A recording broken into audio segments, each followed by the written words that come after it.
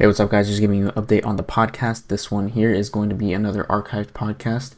And then these next few upcoming ones, these next three upcoming podcasts that we're going to post are also going to be archived from pre-dunk camp.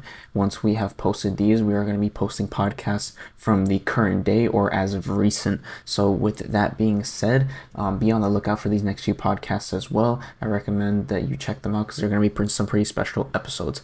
Anyways, I want to leave you guys with this podcast. I hope you guys enjoy. Peace out. Have you ever had a dunk session and had someone ask you, what team do you play for? Or when they ask you about dunking, they're like, what is dunking? Or have they ever asked you, or have they ever told you, all that dunking stuff don't matter if you can't hoop?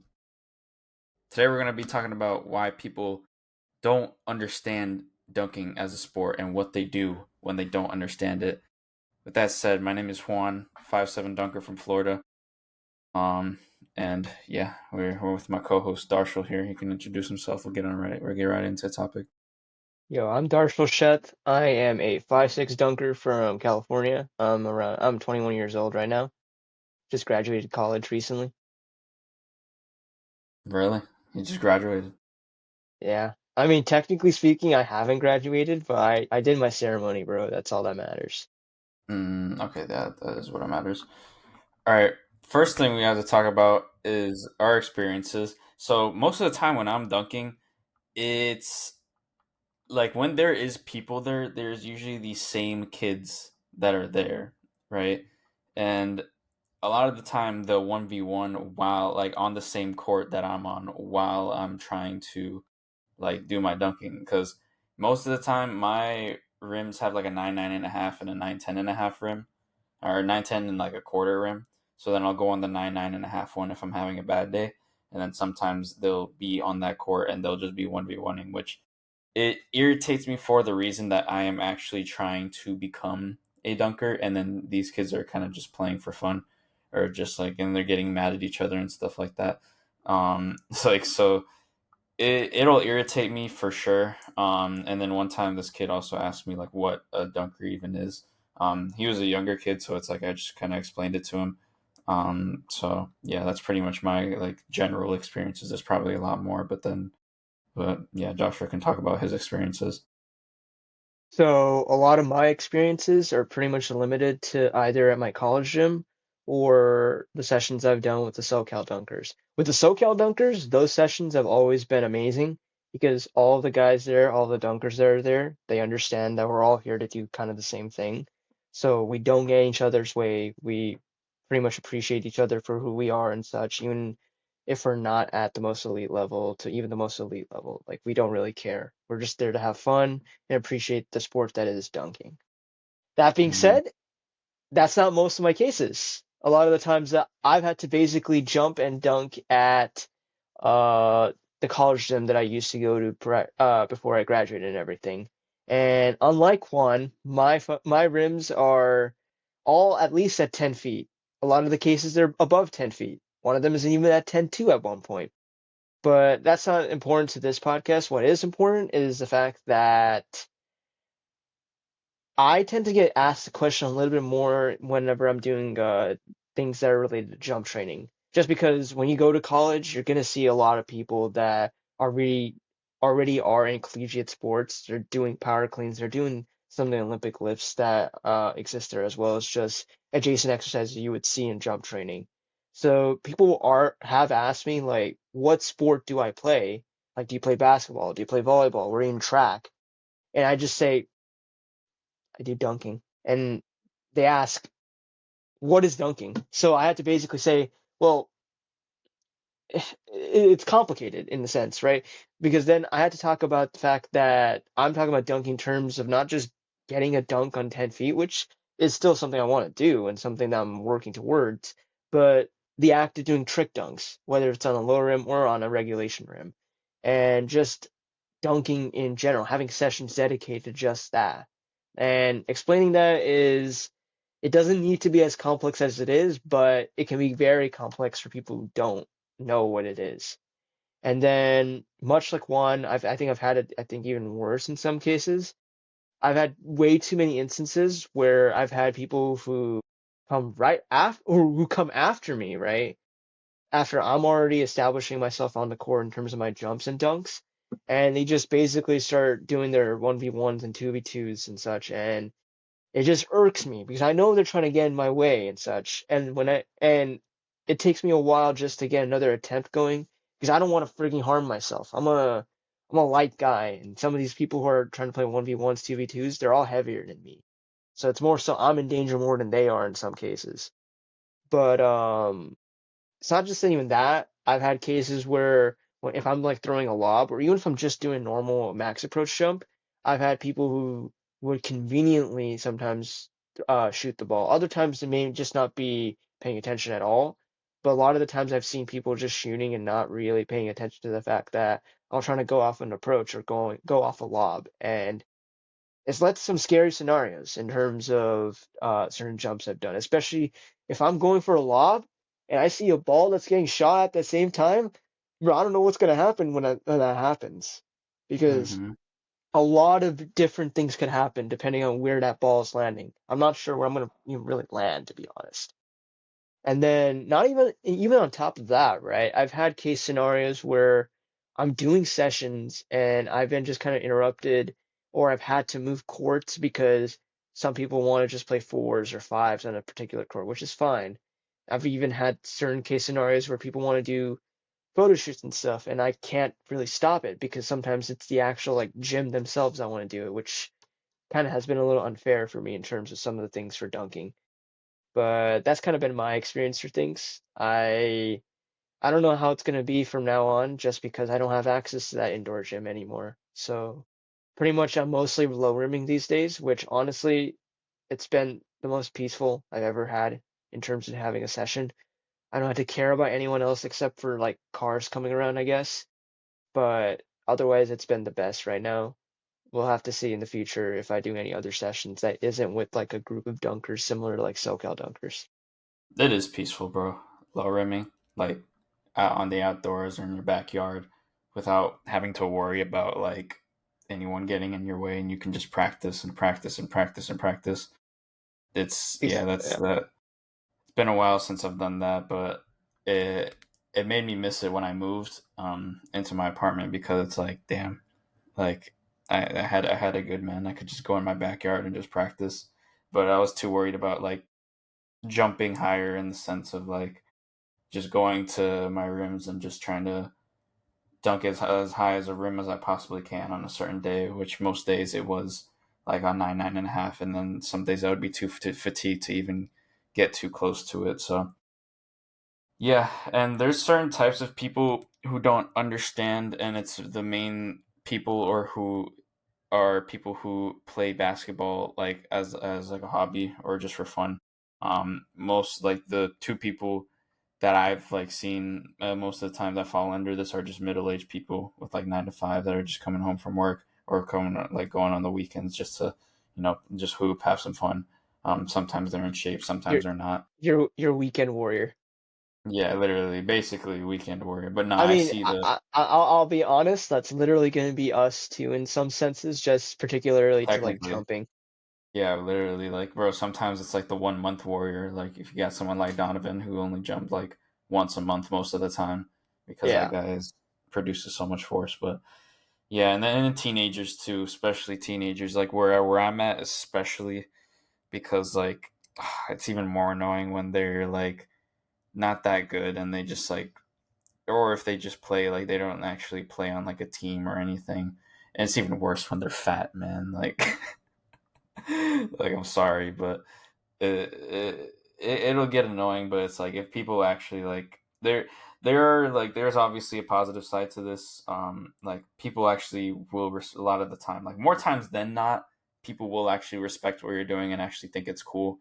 But we have all had those times where it's like people don't understand and then they'll get in the way, and it's like we're trying to become better and become our best selves in terms of trying to dunk the ball, like getting new dunks, doing all that good stuff, trying to the Socrates quote where it's like, oh, it's a shame for a man not to see. I forgot what the quote is, but it's like basically they're reaching their potential with strength and stuff like that, the strength of your body, or whatever. I have to look up that quote to see exactly what it is, but um, yeah, there's many reasons why people don't understand, which it all makes sense.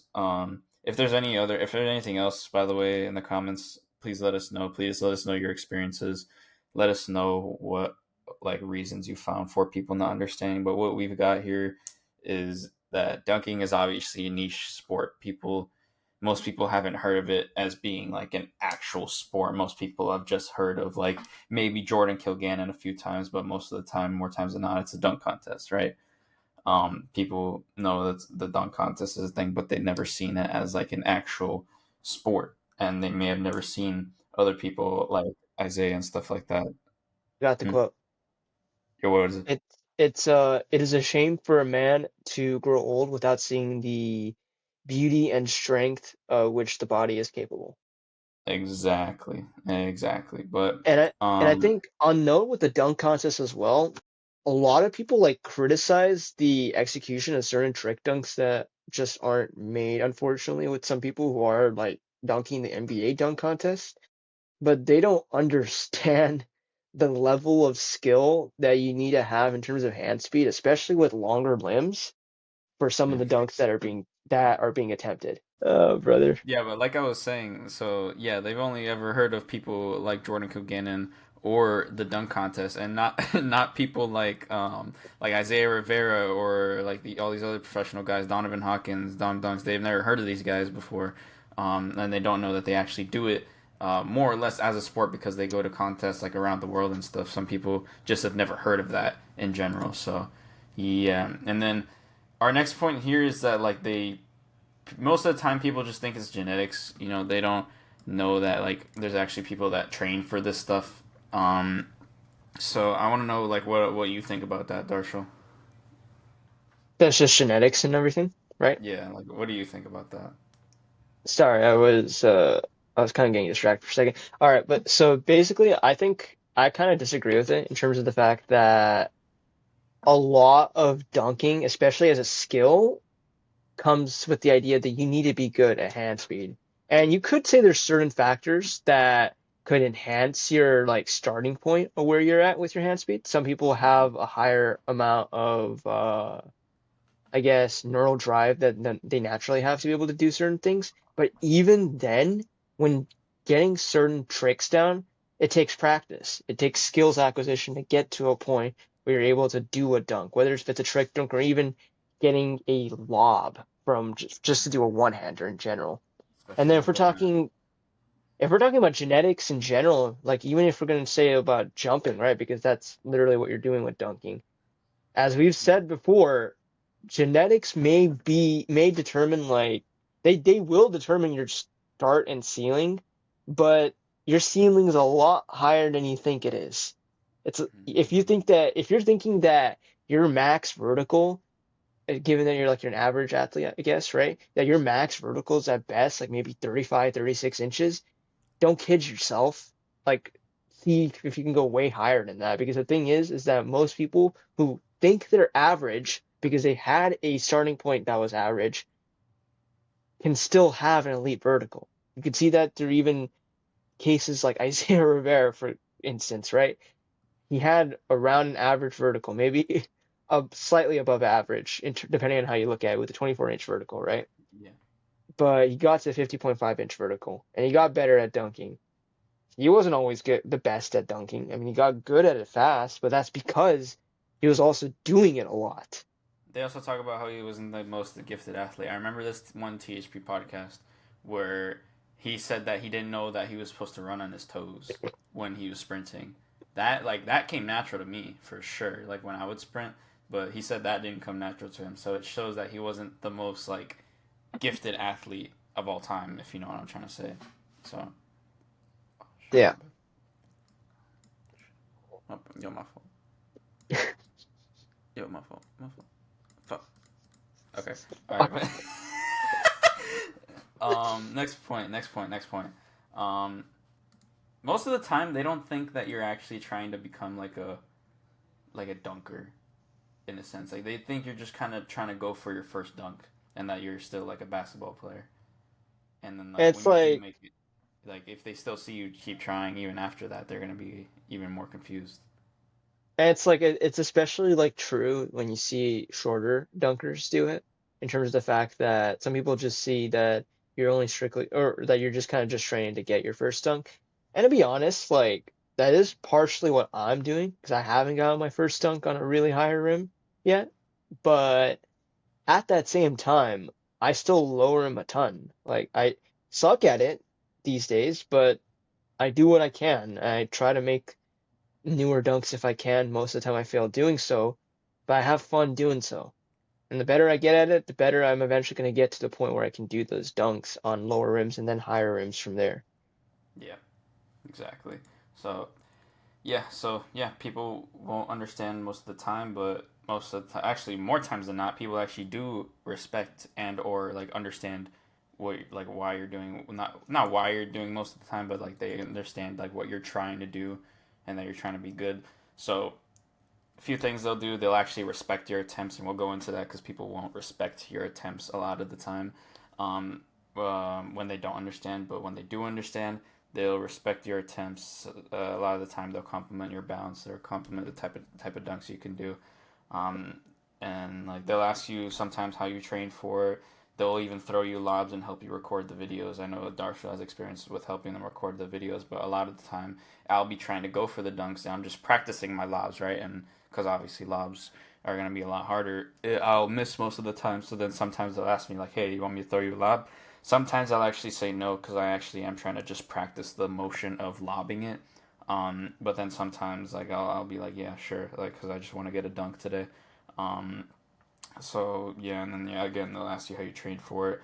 One time this kid asked me like, "Oh, do you train for it or do you have good genetics?" I was just like both because I do have pretty decent genetics, just didn't have the best athletic development. Yeah, and then they'll respect your attempts like in between their shooting. They'll literally like sometimes they'll just wait for you. They'll actually like look at you and be like go ahead, and then you'll go for it, miss or make it, whatever. It's like yeah, all right. They'll just like they'll let you do that in between your reps, which is like you know you gotta love when people do that. You know they actually respect you. They actually they'll do that for you. Um, but yeah, what's I your think experience with that? I think that I actually have a very specific one for this, and this actually could segue if you want to more so the things that people specifically do when they don't understand. But excuse me, I just had I had to edit that out. But There you go. Hit edge. but I actually had a specific instance where someone was clearly not understanding that I was like dunking and everything, right? And they're just kind of just shooting and they kept doing that kind of stuff. But there was a guy that noticed that exact thing was happening and he basically just said, "Bro, can you stop that? Like he's trying to practice his jumps and dunks." And that Was he was a doing that moment for you? that was a moment where I was like, "Damn, I respect that man just as much as he might respect me." And honestly speaking, it's like moments like that really, if like if you're that type of person who's watching this podcast and you see someone that's dunking, you should probably go up to them, or not go up to them, but like if you see someone bothering them, try to help them out because Mhm. if you're helping a fellow dunker out or a fellow jumper or whatever out, it's always going to lead to a positive interaction, in my opinion. It's crazy too, because sometimes like I would look at the UCF videos from like when Isaiah would go, and sometimes they wouldn't even respect his attempts. Like so I guess they would like most of the time, because like he'll literally jump up and do a 360 behind the back, and then they'll look at that like bro, do you see? Do you know have any idea what he just did? Bro, bro could be under the rim, like just like near head at rim, and at least at that point in time when he was at UCF, and they're still not going to say anything. Yeah, and I mean it's because I don't know. It's like and It's inflation with how people view dunking.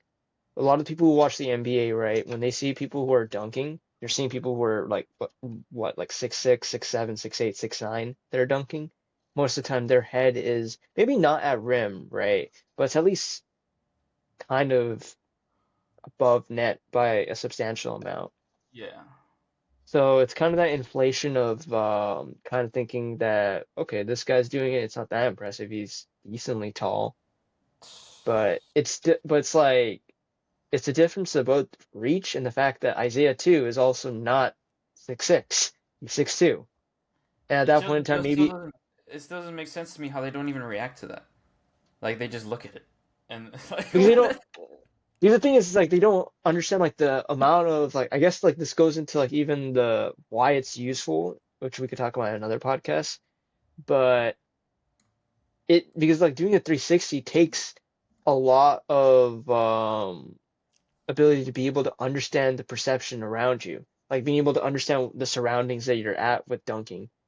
Be like your proprioception, I guess, right? Like you need to have good proprioception and understanding of where your body is turning after you take off to be able to do a 360. And then adding a transfer after that, like an e-spay or something like that, on top of that, that's just a cherry on top of it. Like that's the thing yeah. that like the thing is that you have to consider so many unique things that happen in this matter of a couple milliseconds, and Yeah. it's not understood well enough. And Yeah. And it's even crazier when like they get annoyed when when they see some guy like Isaiah doing crazy stuff and it's like I don't know. But then like again, more times than not people will see that and be like, "Yo, what? Like who is this guy? Like where did he come but from?" I guess segueing into what people don't or people do when they don't understand is that they tend to not respect your attempts, which we've pretty much talked about a lot. They get in front of your camera a lot. They intentionally try to shoot whenever you dunk or get in your way doing whenever they do want to do 2v2s, 1v1s, quite conveniently, by the way, whenever you're doing that, right? And then this is the best part, in my opinion, is when they try to give you tips because some of the tips I've heard have been complete doo doo in terms Most of of the time, it does come from a good place, though. To yes, be that's the fair, thing. Yeah, yeah, yeah. Out of all of them, I think this one's like the one that I don't that I, that like I'm not gonna say have any hate for because I understand where it comes from too, right? hmm But no offense, I've heard some pretty interesting things. so one time, so this is when my best friend came down, and he is very pretty genetically gifted. So I was like, "Yo, let's train for like this next week." And then we had a couple jump sessions. One of them, he was just trying to jump off 2 feet. He was just trying to touch like a certain height of the net, because this is his first time ever doing it. So it's like he's also like pretty skinny for his height too. So it's like he needs that still needs that base of strength. But he was just working on his game. It's not like he was trying to. Yeah, that's the thing too. It's like people sometimes will think you're trying to put on a show. Like people will actually think that, and then sometimes like there's one time this kid was like, "Oh, go get a dunk," like in a very like kind of sarcastic manner. Like he told me that, so I just waited for them to leave. Like I just sat there, and they were like waiting for me, and I was just sitting there. Like, bro, I'm not here to entertain anybody. I'm here to try and work on my game. Basically, is what I'm trying to do. Um, but damn, where was I at? What point were we trying to get? I guess you're trying to just like say the friend that you had, right?